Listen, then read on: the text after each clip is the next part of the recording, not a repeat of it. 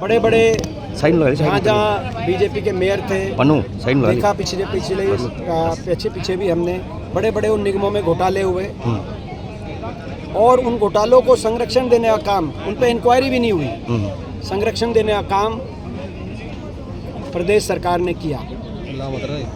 और यहाँ जो बीजेपी के उम्मीदवार हैं वो तो उनके कार्यकाल में भ्रष्टाचार के बड़े बड़े घोटाले आए थे, कहीं खजूर पेड़ घोटाला था, कहीं और बहुत से अन्य ऐसे घोटाले आए, कहीं अर्बन बॉडी से संबंधित कई घोटाले आए, ऐसे कई घोटाले आए थे उनके कार्यकाल में और काम कुछ नहीं हुआ था। सोनीपत का बुरा हाल हो गया था और भ्रष्टाचार इतनी चरम पे पहुंच गया था और उनका अहंकार भी इतने चरम पे पहुंच गया था कि जनता ने, आपको याद होगा, सुरेंद्र पवार जी बड़े बड़े बहुमत के साथ जीत के आए थे विधानसभा चुनाव में उनके 10 वर्ष के कार्यकाल के बाद।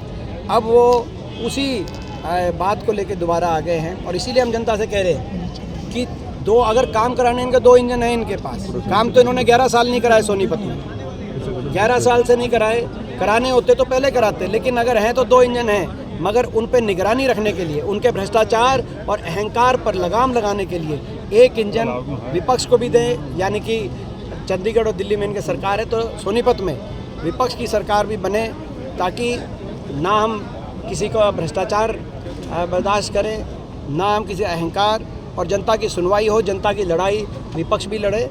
ये मैं समझता हूँ प्रजातंत्र के लिए अच्छा होगा, ये सोनीपत के लिए अच्छा होगा।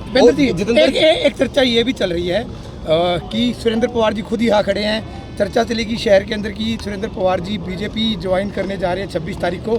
और मन से भी ये बात जो है धर्मपाल मलिक जी ने कही, तो पवार साहब आपसे भी जानना चाहिए क्या इस बात में कितनी सच्चाई और क्या रूमर था ये? देखिए, चुनाव में जो है ना, जो विपक्षी पार्टी का काम यही है कि मतलब इस तरह की बातें चलाना।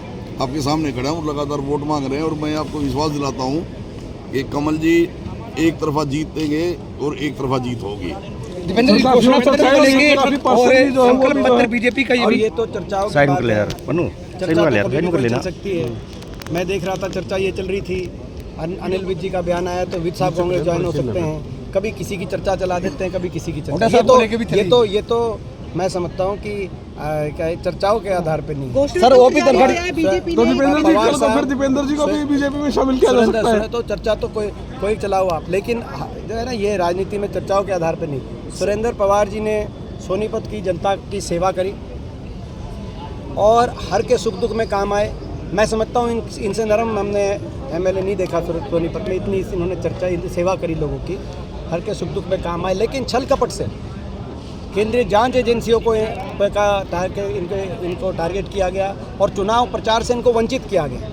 जैसे मैंने कहा कि पूरे हरियाणा में बीजेपी ने छल कपट साम दाम दंड भेद से मात्र 0.5% वोट मैनेज करके सरकार आई, जैसे सोनीपत में भी आपने देखा, और चुनाव प्रचार से वंचित किया गया, जिसके बाद सुप्रीम कोर्ट ने कहा कि आज एक अन्याय, बहुत बड़ा अन्याय सुरेंद्र पवार जी के साथ भी हुआ है। जनता उस अन्याय का भी बदला इस चुनाव। मुख्यमंत्री लगातार कह रहे हैं कि कांग्रेस खात्मे की तरफ, ये कह रहे हैं कि जिस प्रकार से हरियाणा के बाद दिल्ली में कांग्रेस सफाया हो गई, अब निकाय चुनाव में भी सुखी देंगे, ये कह रहे हैं।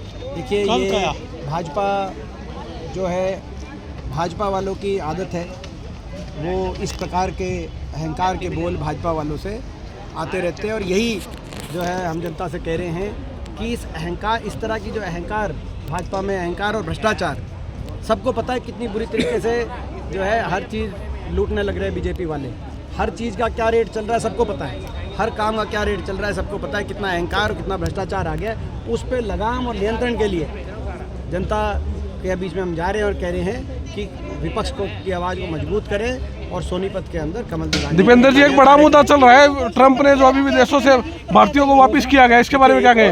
एक और आपने को याद होगा, जब ये इनका कार्यकाल था तब इन्होंने चुनाव ही नहीं होने दिए, तब यहाँ पे चुनाव नहीं होने दिए थे, ये भी आपको याद होगा। जो तब चुनाव नहीं हुए थे निगम के, और यही मंत्री थे, तब निगम के चुनाव नहीं होने दिए। और अब क्योंकि ये जो है अपना, इनको खुद लड़ना था तो तुरंत अपना जो है, नहीं तो 8 महीने बाद जो है 9 महीने बाद तो टर्म ही पूरा हो रहा था, लेकिन खुद लड़ना था तो चुनाव।